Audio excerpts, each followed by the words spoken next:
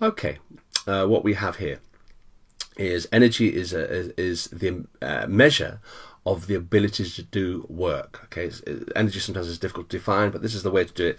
If you've got loads of energy, you can do loads of work, and work has got a definition as well. And work is force times distance. Work is measured in joules, force is measured in newtons, distance is measured in meters, and obviously, the more energy you have, the bigger the forces that you can apply to something and the further you can do it for. So perhaps the best example of this would be a car. You know, the more petrol you've got, the more energy you've got, the further you can go in distance, and the bigger the forces that you can make the car go with. The formula, of course, can be shown as a triangle, W, F, and D. Right, you need to know about the forms of energy. Which way can energy be stored in? Well, energy can be chemical energy, like in food or in matches, a chemical potential energy. Kinetic energy is moving energy, so anything that's moving has got kinetic energy. Gravitational potential energy, that should say potential, not potential.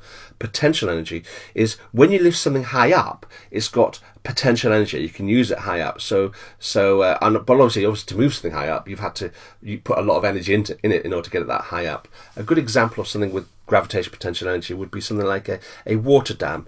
A water dam stores water high up and then it releases it. Other forms of energy include elastic potential energy. You'll need to use those terms in physics too later on, when you have to describe the energy stored in springs. Electrical energy, which is very useful. Heat energy, light energy, and sound energy.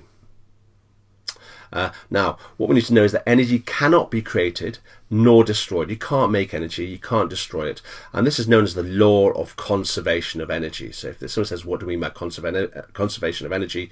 You say it cannot be created nor destroyed. But it can be changed into other forms. It can be stored, as in gravitational potential energy and chemical energy and stuff like that. It can be transferred, which means it can be changed from one type to another. Or it can be dissipated. This is a good word to remember. Dissipated, which means to spread out. And if it's spread out, it is less useful.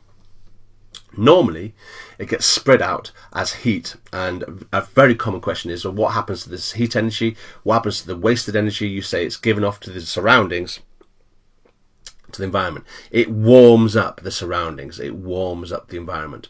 That, by the way, is not what causes global warming. Global warming isn't because we're heating up the environment by wasted energy. Global warming is actually caused by carbon dioxide being released in huge amounts, and that, of course, traps the heat from the sun, and that is what makes the planet warm. It is not this that is causing the planet to get warmer. Okay, that'll do for this.